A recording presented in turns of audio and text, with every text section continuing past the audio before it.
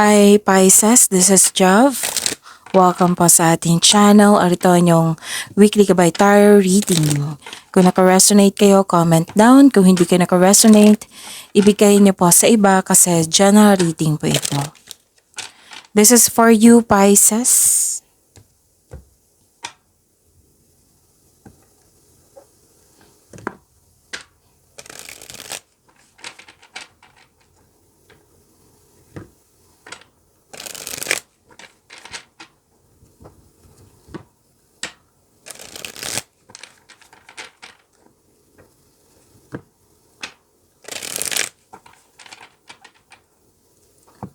Para po ito sa inyo, Pisces.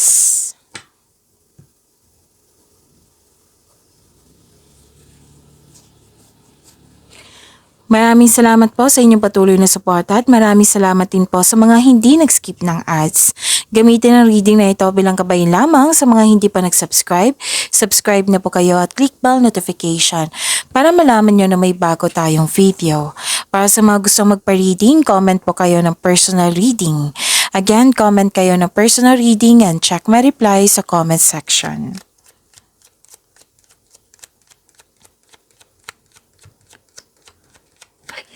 Spirits Guide, mga ganap pa para kay Pisces.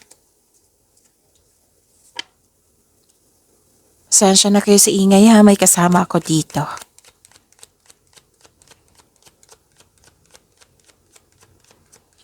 Para po kay Pisces.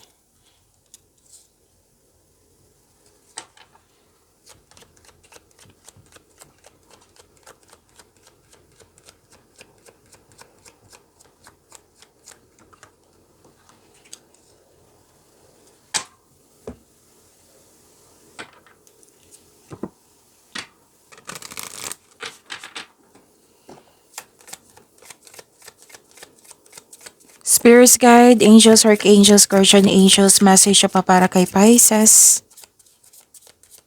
I need 2 cards po.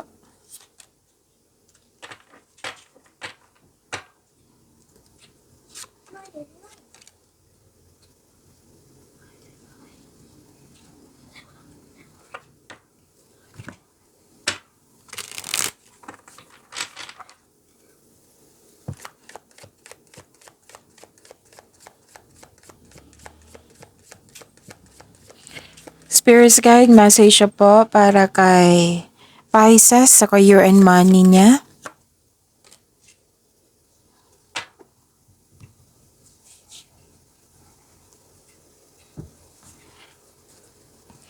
Okay, Pisces. Pwedeng naalala niyo to ha. Pwedeng dala-dala mo sa week na ito. Pwedeng mangyayari din. Na sana'y hindi mangyari. Okay? Pero most likely, naalala nyo to, Pisces. Nakita ko kasi dito na may naninira sa'yo. Posible. Or, hindi kayo nagkasundo sa isang tao kaya nagkaroon ng loss of connection. Kasi nag-alala ka dito Nagbigay ito ng kalungkutan sa'yo. Nakita ko rin dito na nagkaroon po ng loss of things or loss of opportunity. Like for example, pera ito, nagasta, nawala, kinuha, na-damage or kinuha. So pay attention sa kanyan. Kung nangyari na yan sa nakaraan, it's time to let it go. Kasi pinupush ng cards nyo na kailangan itong ma-let go muna para magkaroon ng pagbabago.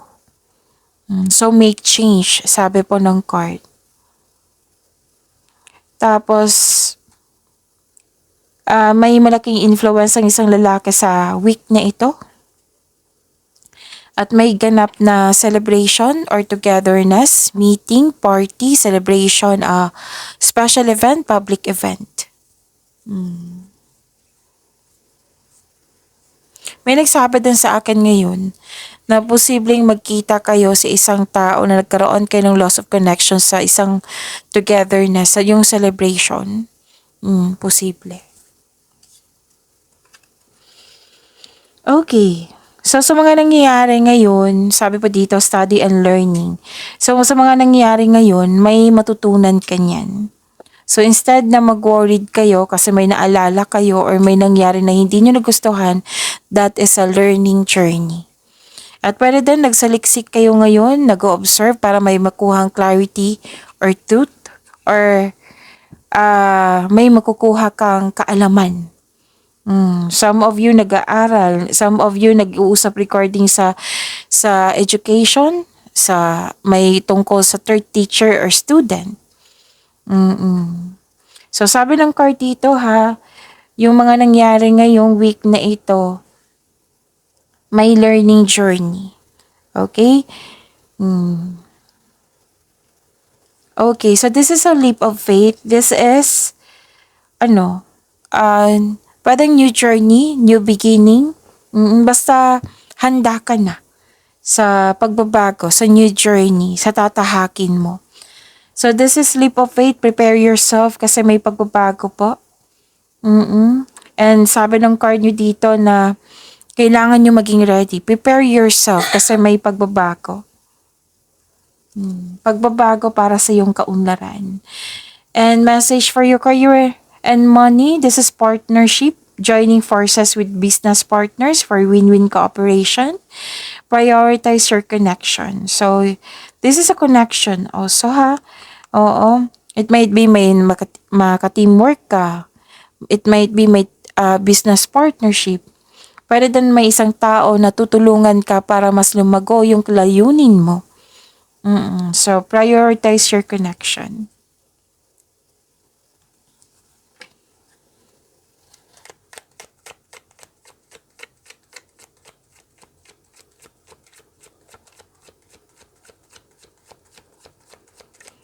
Spirits guide, energy pa ni Pisces.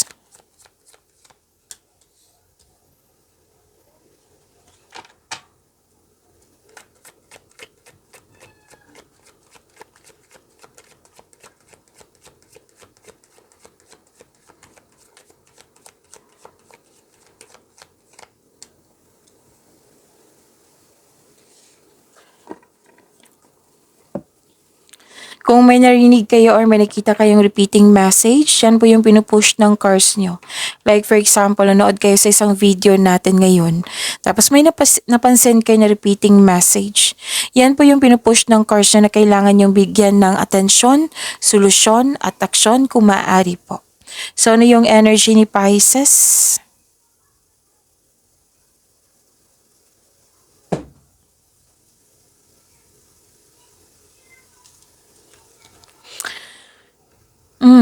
Mukhang gagawa ka ng desisyon dito pero naguguluhan ka. Confused. Pwede din nagkaroon ng maraming balakid, gusto mo lumaban pero napanghinaan ka ng loob. Tapos wag mo daw paniwalaan yung mga bagay na hindi naman totoo. Baka may dumating dyan na balita tapos hindi siya totoo tapos naniwala ka kaagad. So fact check nyo muna. Alamin mo muna kung totoo ba yan or hindi. Tapos may nakita ko ditong ma-pride na tao. Oo. Na it might be siya yung concern mo talaga. So may nakita ako ditong isang tao na hindi nakikinig sa payo. So this card tells you to clear up any hurt feelings. Gusto niyo mag-ayos kayo. Magkaayos kayo. Pero mabigat sa loob mo. It might be this is about your pride. Oh, lahat naman tayo meron ganyan eh. So, pero at the same time, gusto mong magkaayos kayo. So better na magkaroon kayo ng confrontation, magkaroon kayo ng, yung sabihin mo yung mga concern mo, yung adjustment mo, para magkasundo kayo. So this is for clearing up any hurt feelings. Oo. So yun. Kailangan nyo mag-usap at magawa ng desisyon. If you're hindi nahihirapan ka sa paggawa ng desisyon, then you have to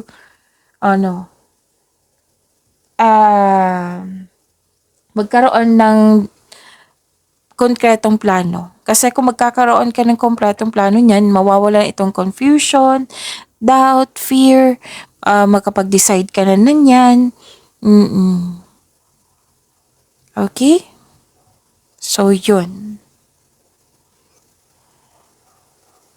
At makinig din kayo sa inyong intuition kasi ito yung maggagabay sa iyo patungo sa tamang direction, tamang right path, tamang right.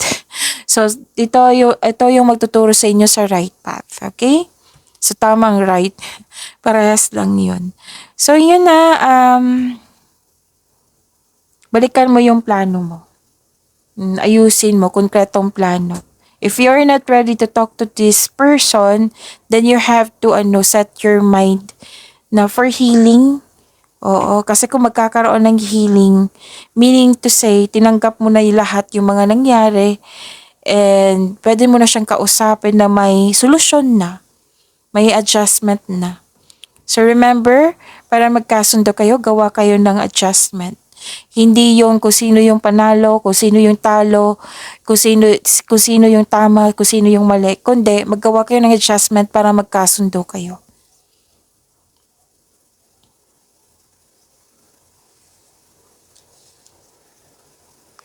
Kasi nakita ko dito pwedeng last week to nangyari.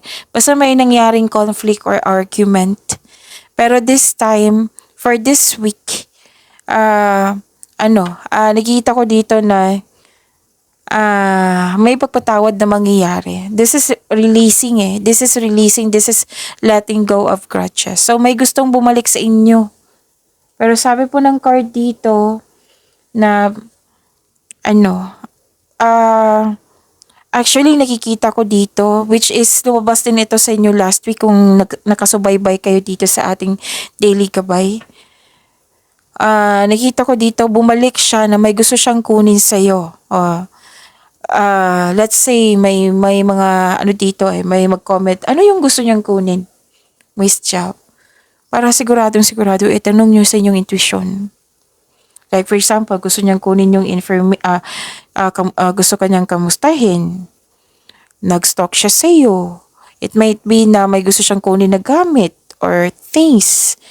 Kasi may lost dito Lost din dito. So, pay attention talaga kasi may gusto siyang kunin sa iyo. Pwede din opportunity. Pwede kunin niya yung tiwala mo. Basta may kunin. Okay? So, may tao dito na ayaw mag-give up. Pwedeng kayo ito, pwedeng ikaw ito, pwedeng siya. Pero natutuwa ako kasi you are willing to forgive. Pwedeng hindi mo siyang kausapin. You're doing this for yourself. You can forgive this person through your mind and heart para magkaroon ka ng peace of mind. Oo, so may forgiveness na magaganap. Pwedeng literal na na-forgive mo siya directly na nag-uusap kayo. Pwedeng na-forgive mo siya through your mind and heart. Kasi ginawa mo ito for your peace of mind. So this is acceptance and forgiveness. This is good.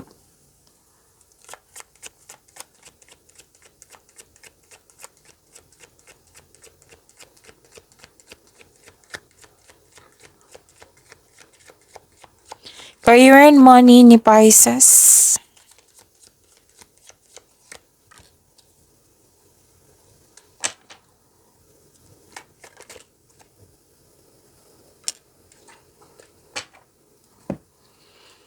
Okay.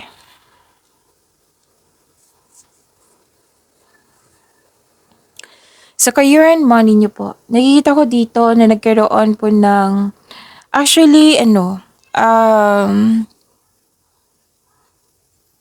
this is about your money. This is about your investment. Pwedeng about to sa inyong ipon. Oo. Posible din na may nagbigay sa iyo ng regalo or tulong, alok, or pamanang parating. Kasi may nakita kong pera dito Pwedeng naka-receive kayo ngayong araw na ito, ngayong week na ito. So, magsabi ng card dito, na some of you yung grabe yung focus sa material na bagay, focus sa trabaho, kumbaga overspending to sa pera, overspending to sa trabaho, na nagkaroon ng sobrang focus sa wealth and possessions. So, ang sabi ng card dito, wag po daw kayo magpasobra, kailangan ng balanse po. Like for example, di ba sabi dito, overspending sa trabaho. So, kailangan ng balanse niyan kasi mapapagod ka yan eh. Basta overspend. Overspending sa pera.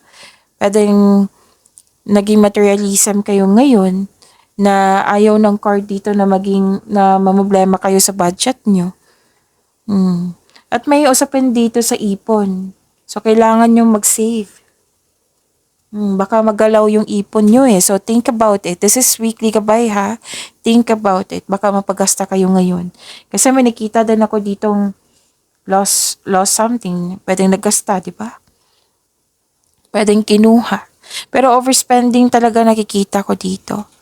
So, sabi ng court, ang advice po, mag-focus kayo sa emotional and mental stability. Kasi mapapagod ka sa overspending sa trabaho.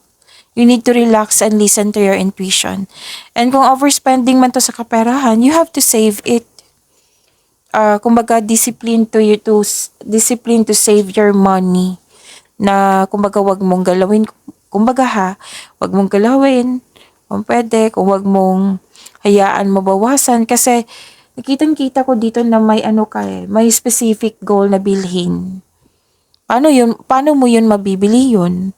Paano mo ma-provide yun kung nagasta mo? Pag-isipan niya ng mabuti. Pero at the end of the day, kayo naman po yung mag-decide niyan eh. Kayo po ang may-ari niyan, di ba? So, paalala lang po ito ng card. Nag-remind ito sa, di ba, Pisces, may target ka, may specific goal ka, di ba? For your future plans to. Bakit ka maggasta? Ayaw ng card na magkaroon ka ng problema sa pera.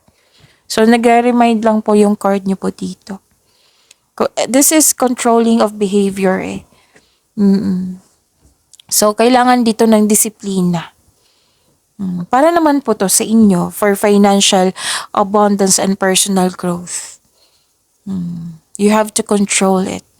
Yung mag-relax and makinig sa inyong intuition kasi paulit-ulit na lang to sinabi sa iyo. This is different cards but yung sabi ng card is, di ba? Repeating message, listen to your intuition.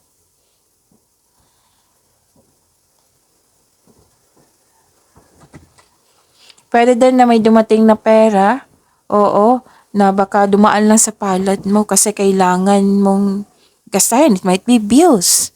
Pero yun this is to remind you na to save talaga. It might be sweldo for this week. Diba may 20% ba yan na savings? Baka may plano ka before pinaalala lang sa'yo. Diba plano mo na mag-save ka talaga, ingatan mo yung pera mo. Nag-remind dito. Okay, so this is gumagawa ka ng logical na aksyon sa iyong mga layunin na, ang ganda nito. This is it might be you are a leader na. Kasi may dito may sinabi dito na may offer sa'yo na leadership role. Pwedeng pagtaas ng kita to, pagtaas ng posisyon, promotion po. Pwedeng pagtaas ng sweldo or kita or allowance. Pagkuha ng tungkulin sa pamumuno. So, this is authority also. Pwedeng nasunod yung gusto mo. So, ginagamit mo ang katalinuhan o lohika para makamit mo ang tagumpay. So, gumagawa ka ng action upang manindigan. You want to win at all cost. So, these two cards, nagsabi dito na you have to listen to your intuition kasi ito yung magsasabi sa iyo kung ano yung next action. So, this is authority ang ganda.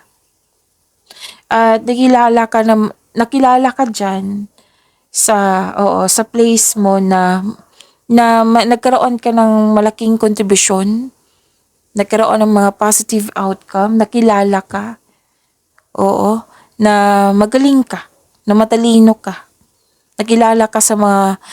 Kinikilala ka para sa iyong mga kontribusyon. So, sikat ka. Kumbaga. Or dito tayo kay Pisces kasi maganda yung serbisyo niya, maganda yung produkto niya, marami na siyang napatunayan. Yan, example yan. So maaring nasa daan ng mabuting balita sa legal na usapin. Any kind of legal po na usapin. Oo. So mabuting balita ha. That is good news.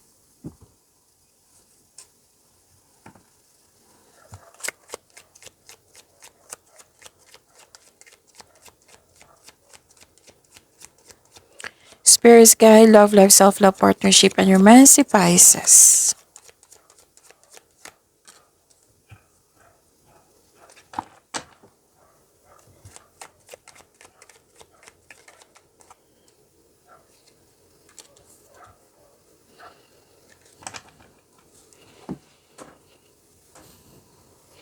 Kamustang love life, Pisces? Nakikita ko dito na nagkaroon po ng pressured ka, exhausted. Pinipressure mo yung sarili mo. May ganap dyan na pinipressure. Yung sabi ko sa inyo kanina na yung intriga, naniwala kayo agad. So sabi ng card dito, huwag kayong maniwala agad. Kasi napektahan nyo yung emotion nyo eh. Nagdahil sa intriga na yan, nape-pressure na kayo. Whether single ka man, may relasyon sa buhay mag-asawa po. At mag-ingat din kayo sa taong manloloko kasi lumabas din siya dito. Kung gusto nyo malaman kung sino yan, itanong nyo po sa inyong intuition. So huwag nyo pahirapan yung sarili nyo. Pisces. At